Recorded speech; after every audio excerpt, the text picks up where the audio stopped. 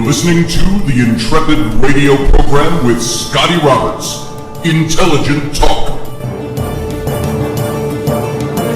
Well, happy Wednesday evening, folks. This is Scotty Roberts. You're joining me on my show, the Intrepid radio program, right here on the Odyssey Radio Network.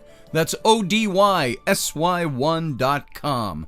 Come on over and see all the goodness that's Odyssey Radio. At the same time, come on over, join the live chat room and the other Intrepids on my live simulcast video channel on YouTube.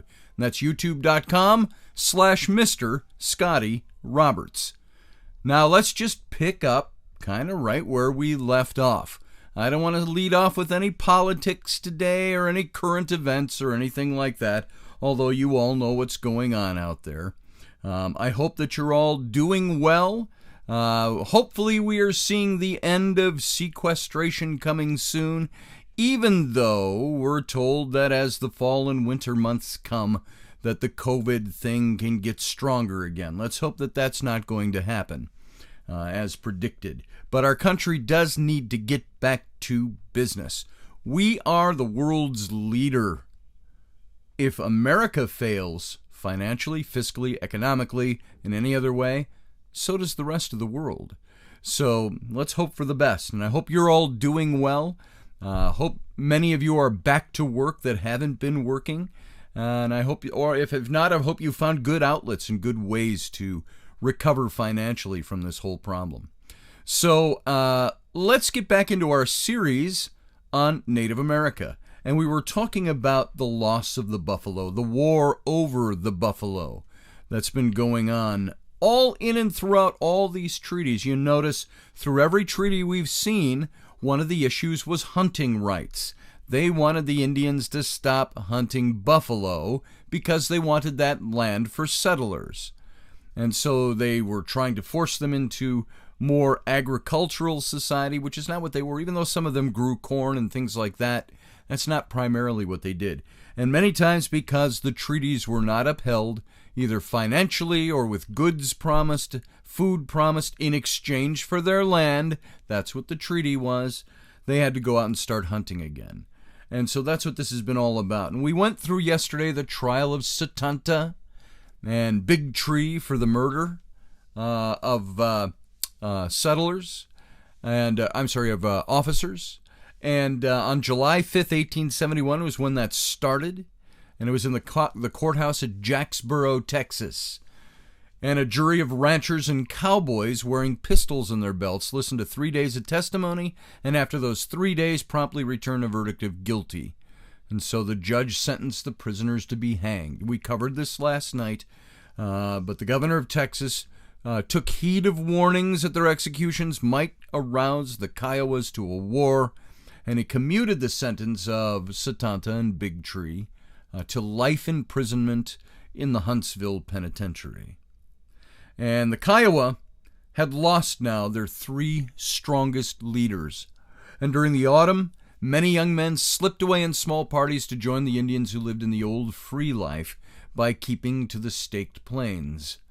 And avoiding the white hunters and the settlers, they followed buffalo herds between the Red and the Canadian rivers. And with the coming of the geese-going moon, they made winter camps at Palo de Oro Canyon, and the Kawadi and the Comanches dominated this group of Indians, but they welcomed the growing numbers of Kiowa who came to join them. Lone Wolf had hunted with the Kawadis and must have given some thought to joining them, and in the early months of 1872, he was engaged in a struggle with Kicking Bird over which direction the reservation Kiowas should take. And Kicking Bird and Stumbling Bear advocated following the white man's way, even though it meant abandoning the buffalo hunts in Texas, and Lone Wolf opposed such talk.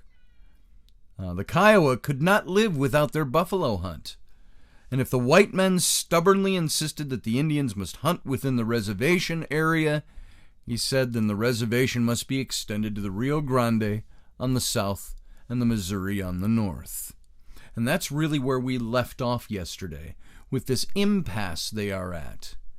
And so that Lone Wolf's vigorous arguments gained him strong support was evidenced when the Kiowas chose him over Kicking Bird and Stumbling Bear to be their principal representative on a mission to Washington. In August, the Indian Bureau invited delegations from all the dissident tribes in the territory to visit Washington for a discussion of treaty obligations. Now, when a special commissioner, Henry Alvord, arrived at Fort Sill to conduct the Kiowa delegation to Washington, Lone Wolf informed the commissioner that he wasn't going to go until he had consulted with Satanta and Big Tree, who were imprisoned at Huntsville Penitentiary. And they were the tribe's leaders, and no decision could be made in Washington without their advice. And so Alvord was kind of dumbfounded by this, but after he realized that Lone Wolf meant what he said, he began the tedious arrangements for a meeting with the imprisoned chiefs. A somewhat reluctant governor of Texas finally agreed to release his famous prisoners to temporary control of the United States Army. An extremely apprehensive cavalry commander took, you can imagine, possession of the manacled chiefs at Dallas, Texas, on September 9th of 1872. And he started overland for Fort Sill. The cavalry escort was trailed by bands of armed Texans, each man eager to win glory by killing Satanta and Big Tree. I think they were all secretly hoping that these two chiefs would try to escape or try to cause trouble, or there would be a reason for which they could kill them. So as the caravan neared Fort Sill, the acting commander there grew so agitated that he sent a civilian scout to warn the cavalry officer to take his prisoners elsewhere. He said, "Indians here and in or about the Fort Sill reservation are sullen, ugly, and warlike. To bring Satanta, their principal war chief, here in irons and expect to take him back to the state penitentiary without any trouble, probably a desperate fight, would be almost impossible. I beg, therefore, in spite of your private orders to the contrary, not to bring them here on the reservation, but to take them to the present terminal of the MK&T Railroad." Now, this is what the commander at Fort Sill wanted them to do. And so Commissioner Alvord now had to convince the Kiowas that a meeting with Satanta and Big Tree was being arranged in the great city of St. Louis. To get there, Alvord explained, they would have to travel by wagons to a railroad and ride the iron horse. And with an escort of warriors, the suspicious Kiowa delegation journeyed for 165 miles eastward to Atoka, Indian Territory, the terminal of the Missouri, Kansas, and the Texas Railroad. Hang on 1 second, folks. I have a child here. Yes, I am doing radio, and you keep trying to get my attention. Yeah. What can I do for you? So Annabelle and Ruby's mom, they're gonna go to the splash pad, and they were wondering if I can go with them. Is Mom out there? No. Where'd Mom I go? think she's napping. Okay. Well, I'll have to give you my answer when we're done with this because I don't know all the details. No, all it is a splash pad. It's, do you know, like in movies? All right, folks, you're going to have to hang on here during this broadcast because my children still don't understand when the door is closed and I'm broadcasting that they're not supposed to come in here and ask me questions. So hang on. The splash pad, do you know, like in the movies where they have like the turtles and Yeah, I know in the movies. Yeah. That's where we're going. It's in River Falls. It's okay with me if it's okay with Mom. Mom's napping, and they're getting ready to go right now. All right, go ahead and go. When are you going to be back? Yeah. All right. I'm not going with Mom because I could have pulled out my leg. I hurt my leg. Okay. I'm going to get back to my radio broadcast, okay? Okay, bye. All right, folks. Sorry for that beautiful familial interlude. It's only irritating, not because I don't love my children, but because every day there's a reason to interrupt me for 1 hour while I'm in the studio. They've got 23 other hours to do business with me and to talk to me, to play with me, to ask questions, to do things, but there's always something. If it's not going to the pool with neighbors, it's can I have this candy bar? So sorry to bring that in, but I'm not even going to edit it out. I'm just going to leave it as is. That's the way we roll here. All right. So, now, hopefully, knock on Formica, there will be no further interruptions. Now, to bring Setanta, their principal war chief, there in irons, was going to be a problem for the commander at Fort Sill. I hope you can hear that. All right. I'm going to move on. Commissioner Alvord now had to convince the Kiowas that a meeting with Setanta and Big Tree was being arranged in the great city of St. Louis. And to get there, Alvord explained they'd have to travel by wagons to a railroad and ride the Iron Horse. And with an escort of warriors, the suspicious Kiowa delegation journeyed for 165 miles eastward to Atoka, Indian Territory, the terminal of the Missouri, Kansas, and Texas Railroad.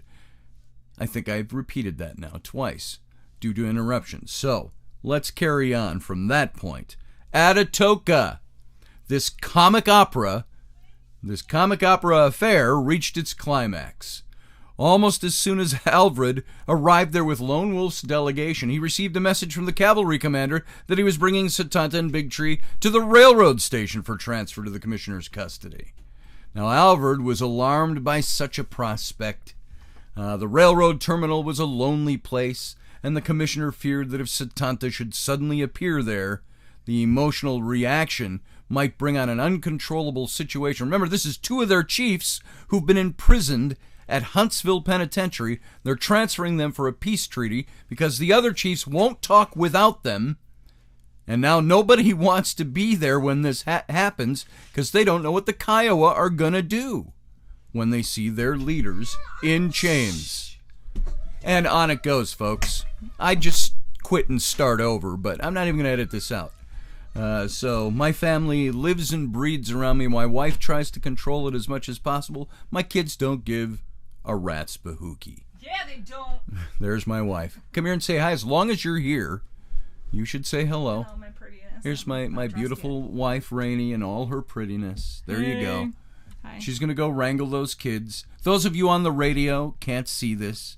You're just listening, so there you go. My kids have interrupted me twice now since we started this, and I've been home the whole time, upstairs getting dressed. Like, why? Mom's did they not, napping. Why If didn't they just Rowan's come still out? here, you better check with her quick. Yeah, that's what all the screaming is about. All right. Okay. Have a good show. I'll have a good rest of my show. And there's the seedy underbelly of the Intrepid radio program, folks.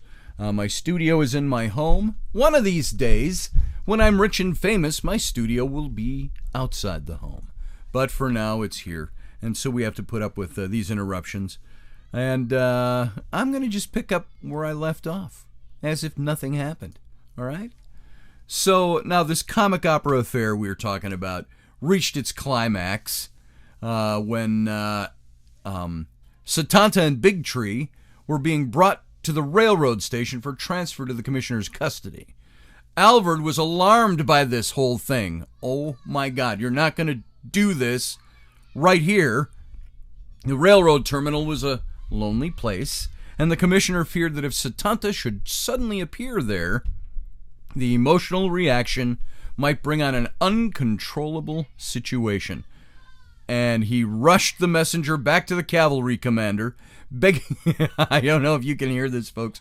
My children are throwing tantrums for my wife out there because they're not getting their way. And my wife will wrangle that. But in the meantime, it's the little queen of the universe, undisputed, my 5-year-old girl, probably making the most noise out there. So, let's continue on as if nothing's happening. The railroad terminal was a lonely place. They were afraid of the emotional reaction. And so he rushed the messenger back to the cavalry commander, begging him to keep his prisoners hidden somewhere in the blackjack thickets until he could get the Kiowa delegation started to St. Louis. So at last, on September 29th, in special rooms at the Everett House in St. Louis, Setanta... it's the end of the world is going on out there in the other rooms, so just ignore the end of the world. We'll keep broadcasting. Satanta and Big Tree celebrated their temporary freedom with Lone Wolf, who made it all possible. Commissioner Alvord described the reunion as a most impressive and affecting occasion. But he apparently didn't realize that the Kiowa chiefs were conducting important business. Before Satanta and Big Tree were started back to prison, Lone Wolf knew exactly what he must accomplish on his mission to Washington. And you can read more about that. The U.S. Department of the Interior report from 1872. And it's page 516 of that report. You can read all about this. So several other Indian delegations arrived in Washington at the same time as the Kiowa. Some minor Apache chiefs, a group of Arapaho, and a few Comanches. The Quahati Comanches, who were the real power in the tribe, wouldn't send anybody. 10 Bears represented the Yamparika band, and Tasawi the Penatikas. And now Washington officials gave the Indians a grand tour, a display of the government's military might, a Sunday sermon complete with interpreters supplied by the Methodist Church, and a reception by the Great Father, Ulysses S. Grant, the President of the United States, in the East Room of the White House. After everyone had exchanged flowery speeches, filled with the usual blandishments, the Commissioner of Indian Affairs, Francis Walker, arranged to address the Kiowas and the Comanches together. He delivered a surprising ultimatum. First, he said, the Kiowa and the Comanche, here represented must, before the 15th of December next, camp every chief, headman, brave, and family complete within 10 miles of Fort Sill and the agency. They must remain there until spring, without giving any trouble, and shall not then leave unless the consent of their agent is given. And he went on to say that the Quahati Comanches and other bands who had declined to send representatives to Washington would soon hear that the United States troops had been directed to operate against them. Furthermore, every Indian not camped within 10 miles of Fort Sill by December 15th would be considered an enemy of the United States government, and soldiers would kill them wherever they were found. This is the ultimatum he gave this Indian delegation. Now, 10 Bears and Tasawi replied that their Comanche bands would do what the Great Father wanted them to do. But Lone Wolf expressed doubt that he could enforce such an ultimatum on all the Kiowas.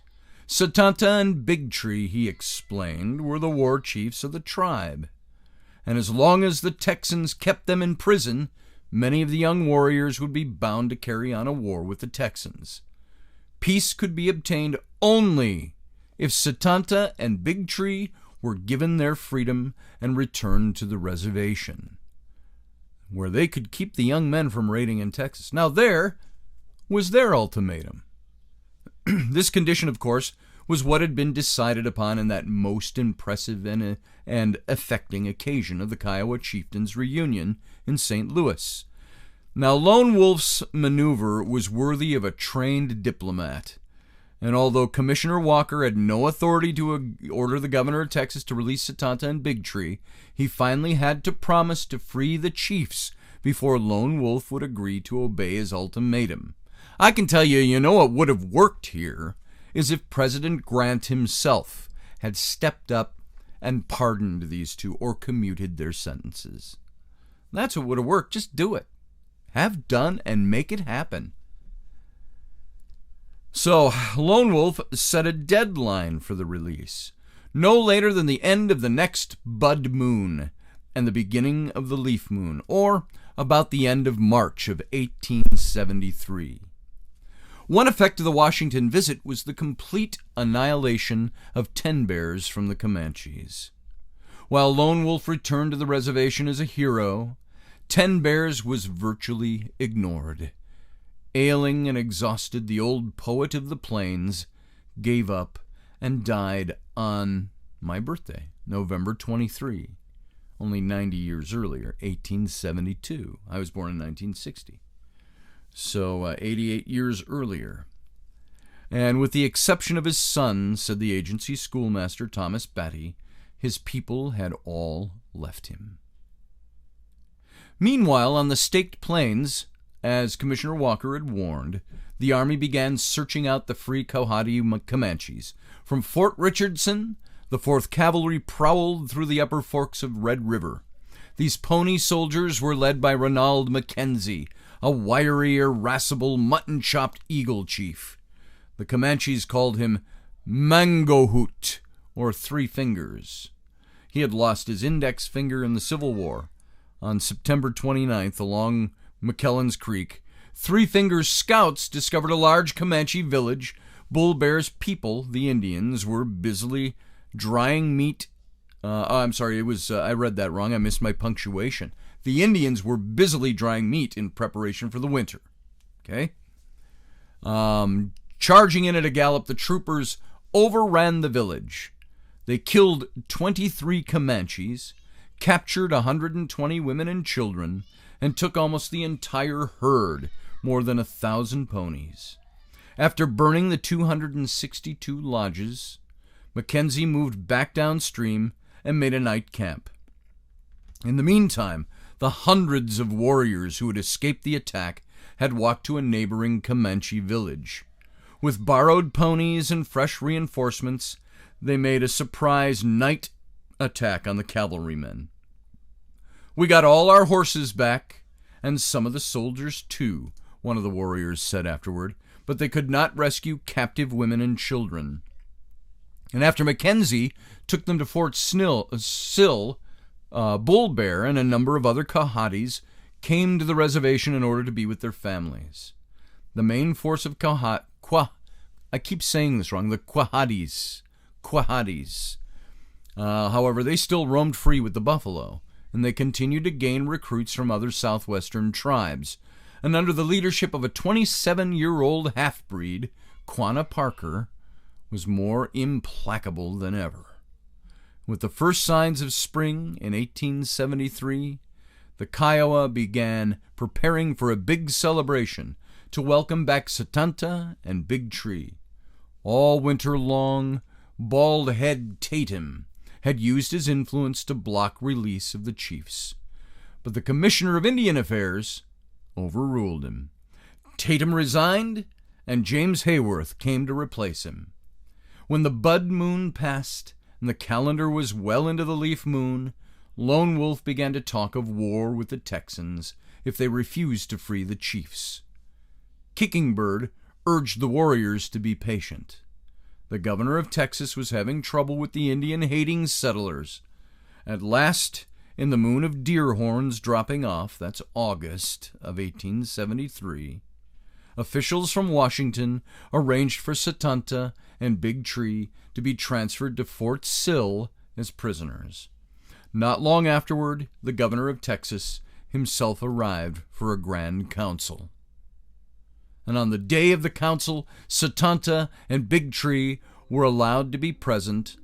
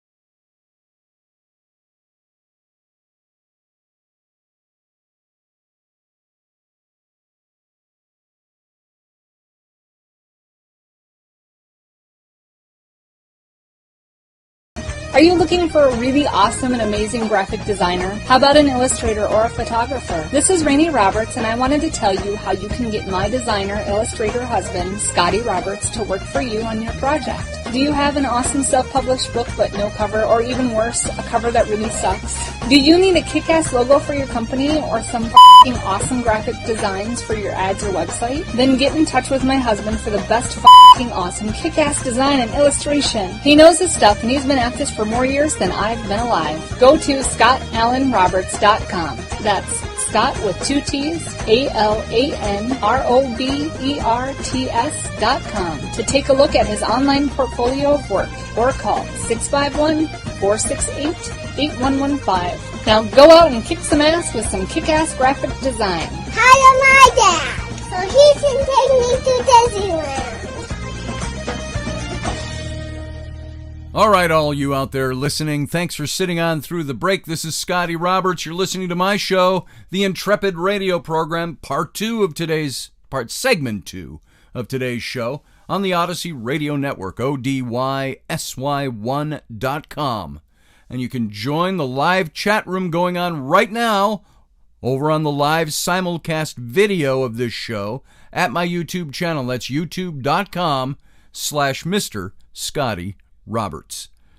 Now we're talking about Setanta and Big Tree having finally been released from prison and transferred as prisoners to Fort Sill. And on the day of the council now, Setanta and Big Tree were present. They were allowed to be there. And this was taking place in August of 1873. And by the way, this is about within a year of the Little Bighorn, which is coming up. We're going to talk about that soon. So the governor opened the proceedings by telling the Kiowas that they must settle down on farms near the agency. They must draw their rations and answer to a roll call every 3 days. They must stop their young men from raiding Texas, and they must give up their arms and ponies and raise corn like civilized Indians. And so they pushed them all onto the reservations, not where they can live free. They got to answer a roll call? That's a concentration camp. It's just in a bigger, wider, open area, a reservation. In the meantime, he continued, Setanta and Big Tree are to remain in the guardhouse until the commanding officer at Fort Sill is satisfied that these conditions are carried out. Lone Wolf was the first to speak. You have already made our hearts good by bringing back these prisoners. Make them still better by releasing them today. But the governor wouldn't yield. I will not change these conditions, he said, and the council ended. Lone Wolf was bitterly disappointed. The conditions were too harsh. The chiefs were still prisoners. I want peace, he told Thomas Batty, the schoolmaster. I have worked hard for it. Washington has deceived me, has failed to keep faith with me and my people, has broken his promises, and now there is nothing left us but war. I know that war with Washington means the extinction of my people, but we are driven to it. We had rather die than live. Even Kicking Bird was offended by the governor's demands. My heart is as a stone, he said. There is no soft spot in it. I have taken the white man by the hand, thinking him to be a friend, but he's not a friend. Government has deceived us. Washington is rotten. And this is a quote that is recorded in, if I can call it my footnote here, that's recorded, that's Batty's book that he wrote, The Indian Agent. So Batty and the new agent, Hayworth, both realized that bloodshed, possibly open war, was likely if the governor did not make a gesture of goodwill by releasing Setanta and Big Tree from the guardhouse. They went to the governor, explained the situation to him, and firmly persuaded him to relent. Late that night, the governor sent a message to Lone Wolf and the other chiefs, asking them to meet with him the next morning. The Kiowas agreed, but they made up their minds before daybreak that they would listen to no more broken promises. They came to the meeting fully armed, with warriors placed near the guardhouse and fast horses ready for flight. None of this was lost on the governor of Texas. He kept his speech short, saying that he was sure the Kiowas would keep their part of the bargain, and then announced that he was paroling Setanta and Big Tree over to their agent. They were free men. Lone Wolf had won another bloodless victory. Now, in the moon, when the leaves fall off, Setanta moved to his red-painted teepee, with its red streamers waving from the ends of the poles above the smoke holes. He gave his red medicine lance to his old friend White Cowbird, and said he had no desire to be a chief anymore.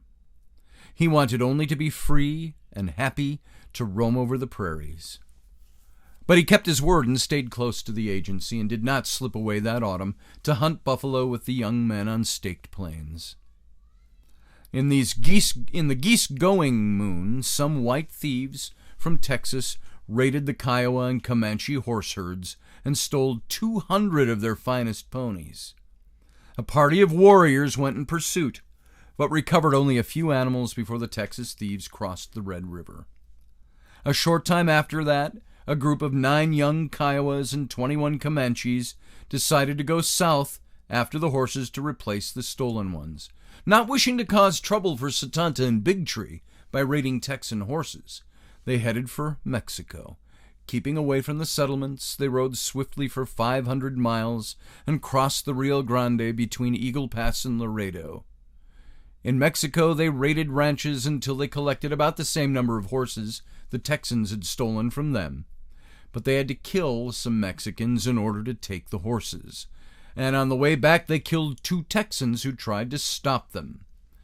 Then the Bluecoats came in hot pursuit, and during a running fight not far from Fort Clark, 9 of the young Indians were killed.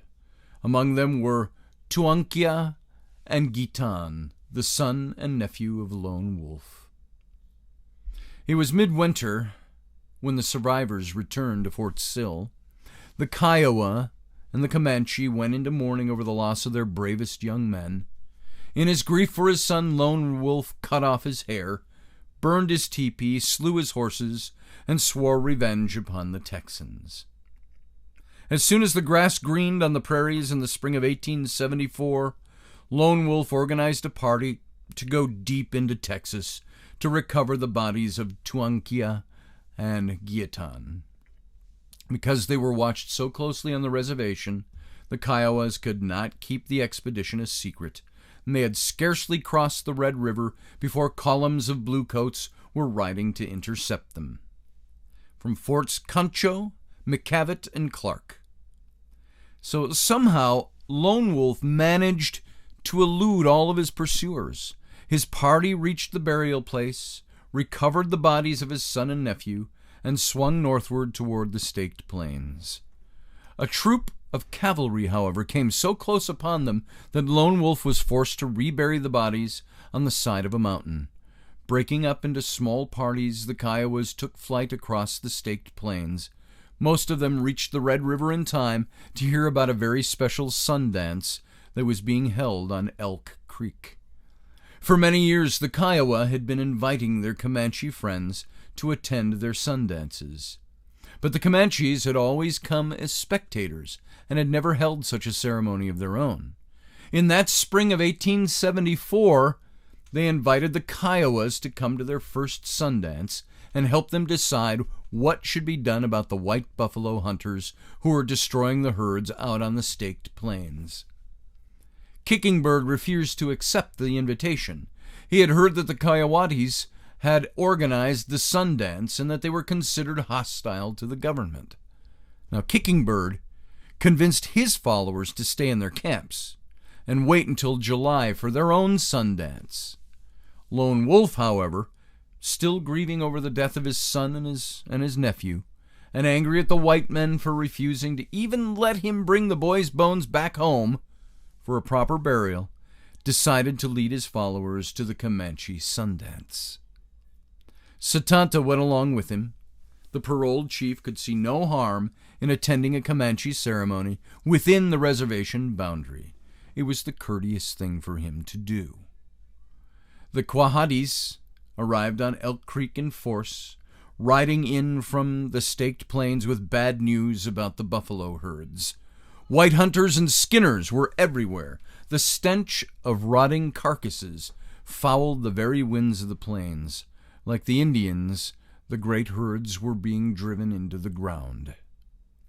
Of the 3,700,000 buffalo destroyed from 1872 through 1874, only 150,000 of them were killed by Indians. You got that number? 3.7 million buffalo were killed in that 2-year period, but only 150,000 were killed by the Indians. When a group of concerned Texans asked General Sheridan if something should be done to stop the white hunters' wholesale slaughter, Sheridan replied, remember, the only good Indian is a dead Indian, Sheridan?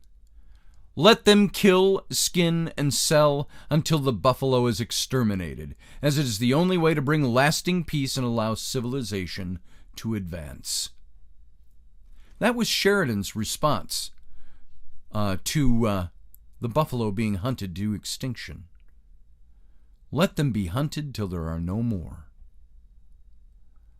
This you'll find in Martin S. Gerritson's book, The American Bison. It's from the York Zoological Society, 1938. And it's the extermination of the American bison. And that was also, that's another book that's written by W.T. Hornaday. And he was with the Smithsonian Institution. 1889 was the date of his book. So the free Quahadis wanted no part of civilization that advanced by exterminating useful animals. At the Comanche Sundance, a Quahadi prophet named Ishitai spoke for a war to save the buffalo. Ishitai was a man of great magic. It was said that he could vomit wagon loads of ammunition from his belly, and that he had the power to stop all the white man's bullets in mid-flight. Or as William Wallace said, he shoot fire from his thunderbolts from his eyes and fireballs from his arse. So Quanah Parker, the young war chief of the Quahadis, had spoke for a war to drive the white hunters from the grazing grounds altogether. He suggested that they strike first at the hunters' base, a trading post near the Canadian River known as Adobe Walls. Before the Sundance ended, a party of Cheyenne and Arapaho arrived from their reservation in the north. They were very angry because some of the white horse thieves had stolen 50 of their best Mustangs. They suspected the thieves might be buffalo hunters. When they heard about Quanah's plan to attack the white hunters at Adobe Walls, they decided to join the Quahadis. Lone Wolf and Satanta and Kiowa warriors also volunteered to fight. To their minds, the urgency to save the buffalo from extermination was a much more important matter than obeying petty reservation rules. After all, were not the hunters intruding upon buffalo ranges reserved by treaty for the exclusive use of Indians? If the soldiers would not drive the hunters away, as they were supposed to do, then the Indians had to do it. So altogether, 700 warriors rode westward from Elk Creek in the waning summer moon. Along the way, I've already said his name several times. Ishitai made medicine and reassured the warriors. Those white men can't shoot you, he said. With my medicine, I will stop all their guns. When you charge, you will wipe them all out. Now, this is not much different than magic that we see today. They put their faith in this magic. Now, is it going to work? Now, that quote was from a book, Bad Medicine and Good, by the Norman University Press of Oklahoma, and it was written by W.S. Nye in 1962. So, before the sunrise on June 27th, the warriors rode up close to Adobe Walls and made preparations for one mighty charge that would wipe out every buffalo hunter in the supply base. We charged pretty fast on our horses, throwing up high dust, Quanah Parker said afterward. Prairie dog holes dotted the ground, and some of the ponies caught their hooves in them, falling and rolling with their painted riders. The Indians found 2 hunters trying to escape in a wagon, and they killed and scalped them both. The gunfire and thundering hooves alerted the white men inside the adobes, and they opened up with their long-range buffalo rifles. The Indians pulled away and began their traditional circling attack. Individual warriors darting in to hurl lances or to throw fire through the windows. I got up to the adobe houses with other Comanches, Quanah said. We poked holes through roofs to shoot. Several times the Indians withdrew to make new charges, hoping to force the hunters to expend all their ammunition, and in one of these charges Quanah's horse was shot from under him, and as he tried to take cover a bullet creased his shoulder. He crawled into a plum thicket and was later rescued. The buffalo hunters were too much for us, one of the Comanche warriors admitted. They stood behind adobe walls. They had telescopes on their guns. One of our men was knocked off his horse by a spent bullet fired at a range of about a mile. It stunned but did not kill him. Early in the afternoon, the attackers withdrew out of range of the powerful buffalo rifles. 15 warriors were dead. Many more were badly wounded. They turned their rage and frustration against Issatai, who had promised them protection from the white men's bullets and a great victory. An angry Cheyenne lashed Issatai with his quirt, and several other braves came up to join in, but Quanah stopped the flogging. Issatai's disgrace was punishment enough, he said. From that day, Quanah Parker never again put his trust in a medicine man or in magic. So after the chiefs gave up the useless siege of adobe walls, Lone Wolf and Setanta took their warriors back to the North Fork of the Red River to attend the Kiowa Sundance. They of course invited their Comanche and Cheyenne friends to come along. That summer, the main feature of the Kiowa ceremonies was a celebration of the return of Setanta and Big Tree to the reservation. The Coatis and the Cheyenne chided the reservation people for celebrating while their buffalo herds were being rubbed out by invading white hunters. They urged all the Kiowas to come and join them in a war to save the buffalo. Kicking Bird will listen to none of their arguments. As soon as the Sundance ended, he started his followers hurrying back toward the agency. Lone Wolf and his followers, however, were convinced that their duty lay with the determined Quahatis. And this time Setanta did not join Lone Wolf, in deciding that he'd pushed his luck far enough. The gregarious, action-loving chief reluctantly returned back toward Fort Sill. On the way, he took his family and a few friends down Rainy Mountain Creek to visit the Wichita Reservation, to which some trading with those corn-growing Indians, to do some trading with them. And it was a pleasant summer, and he was in no hurry to return to Fort Sill to start answering roll calls and drawing rations. Out on the plains later that summer, it seemed that everything had turned bad. Day after day, the sun baked the dry earth drier. The streams stopped running. Great whirlwinds of grasshoppers were flung out of the metallic sky to consume the parched grass. If such a season had come upon this land a few years earlier, a thunder of 1,000,000 buffalo hooves would have shaken the prairie in frantic stampedes for water. But now the herds were gone, replaced by an endless desolation of bones and skulls and rotting hooves. Most of the white hunters departed. Bands of Comanche, Kiowa, Cheyenne, and Arapaho roamed restlessly, finding a few small herds, but many had to return to their reservations to keep from starving. At the agencies, everything was in turmoil. The Army and the Indian Bureau were at cross purposes.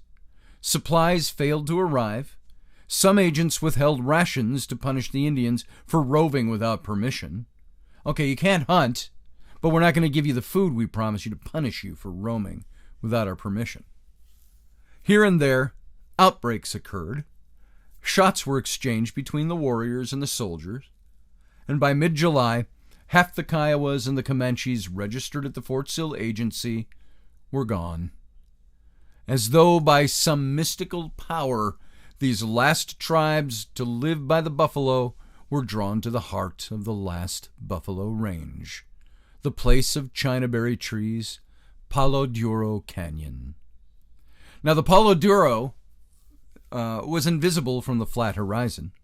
It was a curving chasm, slashed into the plains, an oasis of springs and waterfalls and streams that kept its willows and buffalo grass green and lush. The canyon could be entered only by a few trails beaten out by the buffalo herds. Coronado had visited there in the 16th century, but only a few white men had seen it since or even knew of its existence. All through the late summer of 1874, Indians and buffalo sought sanctuary there. The Indians killed only enough animals to supply their needs for winter, stripping the meat carefully to dry in the sun, storing marrow and fat in skins, treating the sinews for bowstrings and thread, making spoons and cups of the horns, weaving hair into the ropes and belts, and curing the hides for teepee covers, clothing, and moccasins. Before the beginning of the Yellow Leaves moon, the floor of the canyon along the creek was a forest of teepees, Kiowa, Comanche, and Cheyenne, all well stocked with food to last until spring. Almost 2,000 horses shared the rich grass with the buffalo. Without fear, the women went about their tasks, and the children played along the streams. For Quanah and the Coatis, this was the way they had always lived. For Lone Wolf and the Kiowa and the other agency fugitives, this was the beginning of a life all over again. Such defiance of the white man's way was, of course, intolerable to authorities on the emptying reservations. The implacable Quahatis and their allies had scarcely settled into their hidden villages for the winter when the great warrior Sherman began issuing military orders. In September, 5 columns of bluecoats were in motion. From Fort Dodge, Bearcoat Nelson Miles struck southward. From Fort Concho, Three Fingers Mackenzie marched northward. From Fort Bascom, New Mexico, Major William Price moved eastward. And from Fort Sill and Richardson came Colonels John Davidson and George Buell. Thousands of bluecoats, armed with repeating rifles and artillery, were in search of a few hundred Indians who wanted only to save the buffalo and live out their lives in freedom. Now, using mercenary Tonkawa scouts, Mackenzie's pony soldiers found the great Palo Duro village on September 26th. Lone Wolf's Kiowas bore the fury of the first assault. Although caught by surprise, the warriors held long enough for their women and their children to escape, and then they retreated under a cloud of dense powder smoke. Mackenzie's troopers stormed up the creek, burning teepees and destroying the Indians' winter supplies, and by the end of the day, they rounded up more than 1,000 ponies. Mackenzie ordered the animals driven into True Valley, and there the bluecoats slaughtered every last one of them. 1,000 dead horses left to the circling buzzards. Across the plains, the Indians scattered on foot, without food, clothing, or shelter, and the thousands of bluecoats marching from the 4 directions methodically hunted them down, the columns crossing and crisscrossing, picking up the wounded Indians first, then the aged, then the women, and then the children. Lone Wolf and 252 Kiowas managed to avoid capture, but at last they could run no more. On February 25th of 1875, they came into Fort Sill and surrendered. 3 months later, Quanah brought in the Coatis. In this turmoil of military action, the paroled chiefs Satanta and Big Tree fled the reservation. When they reached the Cheyenne agency, they surrendered voluntarily, but were shackled in irons and placed in the guardhouse. At Fort Sill, each surrendering band of Indians was herded into a corral where soldiers disarmed them. What little property they carried on them was piled into a heap and burned. Their horses and mules were driven out upon the prairie and shot. Chiefs and warriors suspected of responsibility for leaving the reservation were locked in cells or were confined behind the high walls of an unroofed ice house. Each day, their captors threw chunks of raw meat to them, as if they were animals in a cage. From Washington, the great warrior Sherman ordered trials and punishments for the captives. Agent Hayworth requested leniency for Satanta and Bigtree. Sherman had nothing in his heart against Bigtree, but he remembered the defiance of Satanta, and it was Satanta who had to return alone to the Texas penitentiary. Because the military authorities could not decide which of their many prisoners to punish, they ordered Kicking Bird to select 26 Kiowa for exile to the dungeons at Fort Marion, Florida. Repugnant as the task was, Kicking Bird obeyed. He knew that Lone Wolf would have to go. Woman's Heart and White Horse and the Mamanti, the Skywalker, because of their fighting in Texas. For the remainder of the quota, he chose obscure warriors and a few Mexican captives who had grown up with the tribe. Even so, Kicking Bird's part in the judgment of his tribesmen lost him the support of his followers. "I am as a stone, broken and thrown away," he told Thomas Batty sadly. "One part thrown this way, and one part thrown that way." On the day the chained prisoners were being loaded into the wagons for the start of their long journey to Florida, Kicking Bird rode out to say goodbye to them. "I'm sorry for you," he said, "but because of your stubbornness, I've failed to keep you out of trouble. You will have to be punished by the government. Take your medicine, it will not be for long. I love you, and I will work for your release." Mamanti the Skywalker answered him scornfully, "You remain free, a big man with the whites, but you will not live long, Kicking Bird. I will see to that." 2 days later, after drinking a cup of coffee in his lodge near the post, Kicking Bird died mysteriously. 3 months later, at Fort Marion, after learning of the death of Kicking Bird, Mamanti also died suddenly, and the Kiowas said the medicine man had willed his own death because he had used his power to destroy a fellow tribesman. 3 years later, wasting away in a prison hospital in Texas, Satanta threw himself from a high window to find release in death. That same year, Lone Wolf, wrecked by malarial fever, was permitted to return to Fort Sill, but he also was dead within a year. The great leaders were gone. The mighty power of the Kiowas and Comanches was broken. The buffalo they had tried to save vanished. It had all happened in less than 10 years. That's going to bring us to 1875 and the War for the Black Hills. Next time we meet. I'm going to take a 23-hour break, and we'll see you back here tomorrow night. Thanks for being here, folks. Have a good night.